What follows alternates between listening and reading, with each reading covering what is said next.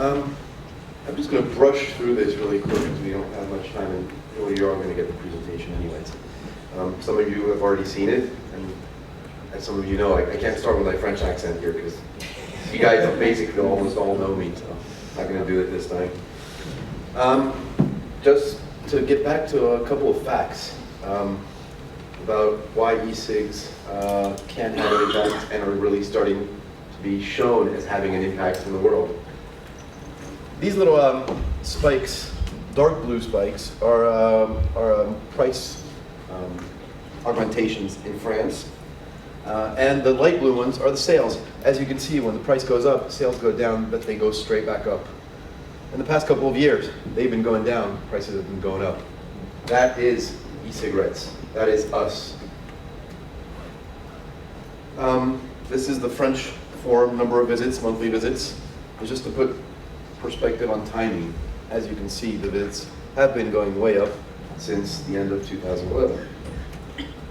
And finally, this is very important because what is everyone telling us?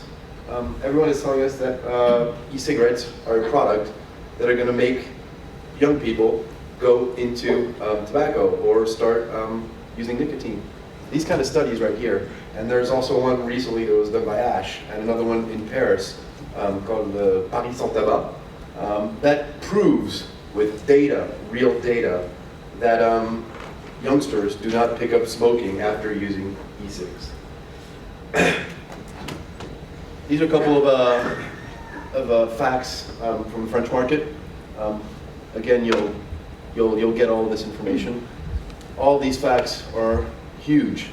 1/3, almost half, sorry, of the people quit smoking thanks to e-cigarettes, to completely quit smoking. I'm just going to zap on the blah blah about iVape or Professional Trade Association, so everyone has this on their slides. I'm not going to say it 20 times. Same thing as core values. What we do on the European level, we advocate the interests of vaping professionals, and of course, main focus, economics, legal issues, and political issues. And we can actually start including data gathering in that because, as you've all heard from all the speakers we've had, we're missing loads of data. Why are we missing loads of data? This is pure economics because e-cigarettes is a market that was built by the consumers. It's consumer demand. And this is also why Konstantinos is always complaining about the industry not doing enough and not being implicated. Well, we haven't had the chance to do that because we were too busy coping with demands. Now we've hit a certain point where we have to move our asses. And this is true for everyone here, not only the e-cig industry, but the tobacco industry too. Tobacco industry, I mean, a lot of you here in the room have been doing lots of independent stuff on your side in silos. Share the data. We can share ours, no problem. We all have this data and we have to share it because what we're doing right now is wasting huge amounts of time. Everyone is trying to do something on their own and it's not going to work. Right now we have the deeming regs in the US, we have the TPD implementation in Europe. This is huge and doesn't leave us with much time. If we don't move our ass, it's going to get kicked and we're all not going to be here in 2 years. International level, Global Professional Vaping Alliance. Well, everyone's been talking about that. Now let's get our act together and do it. Oh, this is just, I have to be showing this a little bit. World leaders in flavorings are French. So I guess we've got legitimacy in France. Just try to lead the way in terms of e-liquids. And we've also got producers that work with French universities and colleges. We've got some governmental buy-in. As Peter explained during the previous panel, in France we've got the only health minister who is actually saying e-cigs are not a tobacco product and are not a pharmaceutical product. In terms of standards, well, of course, in France we started with AFNOR. Just to give you two different views on this, there's the standardization and certifications. Basically, certification can be done by anyone. If you want to make your own certificate, you go to AFNOR, you say, I want to make a certificate. get the protocol written out, and then you can deliver your certificate to anyone.